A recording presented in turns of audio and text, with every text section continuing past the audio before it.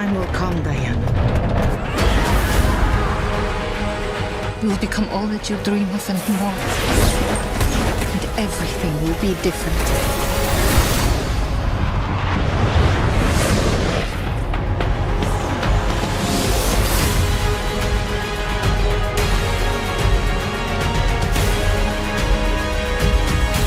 Those are cool. I like those. The animal print.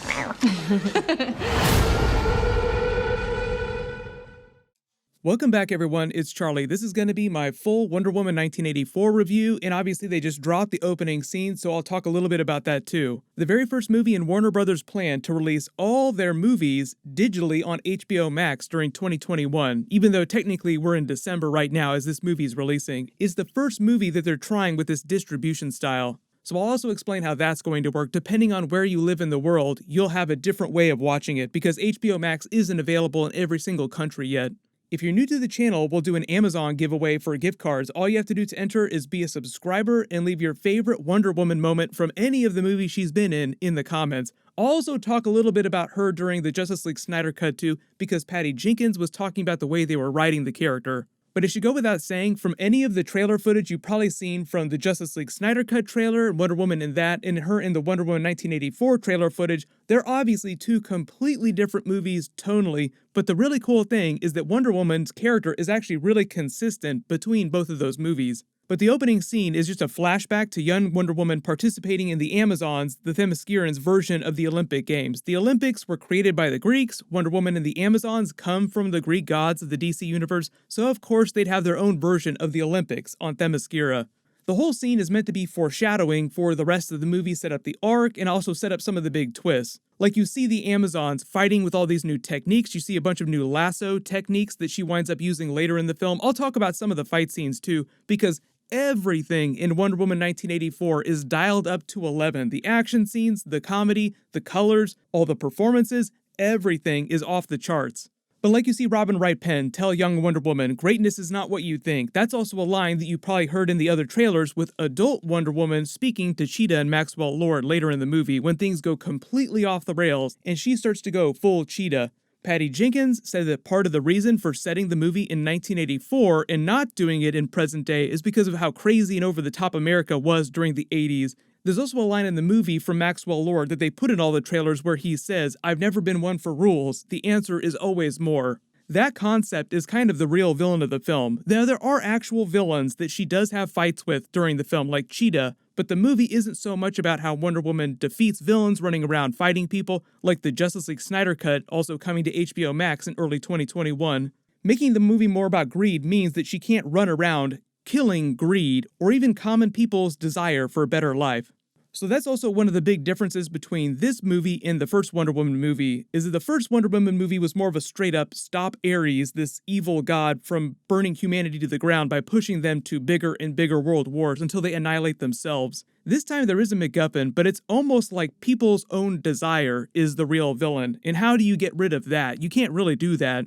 The other clip at the end of that is more of a general trailer with footage from all over the movie, just hyping up Barbara Minerva's eventual transformation to Cheetah and better looks at some of the bigger fight scenes, some of her upgraded technique with the lasso of truth, like using it to deflect a bullet from Steve Trevor. And another big change is that in this movie, she doesn't really use her shield or sword at all. Notice how in all the trailer footage, you never see her running around with it all over the place when things go crazy. That's part of the earlier idea that I explained, the idea that the movie isn't about her running around defeating villains because regular people are kind of the ones going crazy during the film, and that's mostly because of that special Black Rock MacGuffin. So Wonder Woman isn't going around punching everyone in the mall, slashing them up just because they've been driven crazy by this Black Rock. She spends the whole movie trying to save everyone from themselves, even the main villains, Cheetah and Maxwell Lord.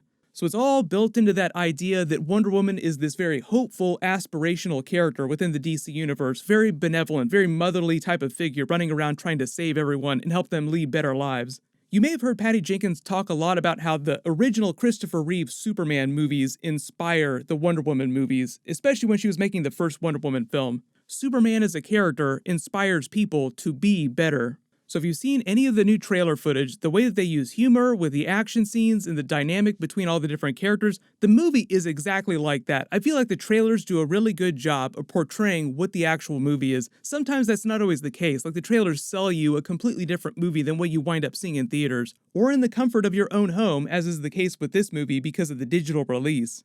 It's a lot of the energy and the tone of the first Wonder Woman movie, but with all the dials turned up to 11, the drama, the Hans Zimmer music, and the soundtrack is amazing. Hans Zimmer could write the score to your life just walking around buying groceries, and it would sound epic. All the comedy, the action scenes, everything is cranked up to maximum. So if you didn't like the first Wonder Woman movie, or you didn't like any of the trailers, or you don't like Gal Gadot as Wonder Woman, you probably won't enjoy this film as much.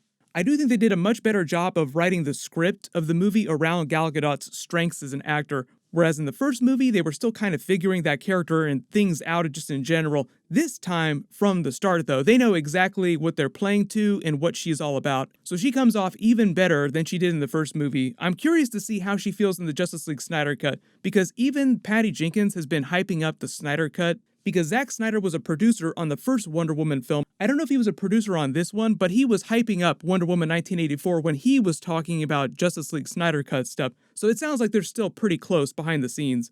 You may have also heard too, the Justice League Snyder Cut will be rated R because it's way bloodier, way stabbier, and apparently according to Zack Snyder this past week, Batman is dropping all kinds of F-bombs. You probably saw a bunch of memes on social media the past couple of days. But Chris Pine is great as the newer fish-out-of-water version of Steve Trevor. He is the maximum fanny pack version of Steve Trevor in this movie, and Chris Pine performs it perfectly throughout. Pedro Pascal is fantastic as Maxwell Lord. He goes full Nicolas Cage in this movie, and it's totally on purpose. Like I said, everything in this movie, even the performances, are dialed up to 11 on purpose, and it all kind of works with this theme around the 80s and excess and just everything being way over the top. It's fun to watch how different he is in this after watching his subtle performances in the Mandalorian Season 2 episodes the past several weeks. All around, he's amazing in all of his stuff, but it's just extra fun to see him go off the rails, not wearing a helmet 24/7.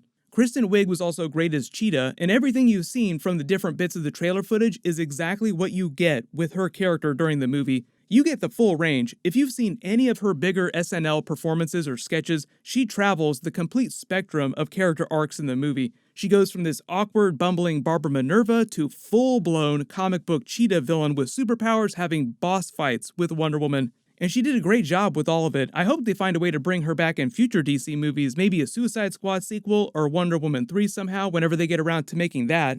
You may have also heard Patty Jenkins' next movie after this is actually going to be the Star Wars Rogue Squadron movie. That's right, she's going to have herself a Star War, but that movie's not going to come out till Christmas 2023, so we're probably not going to see Wonder Woman 3 for a hot minute.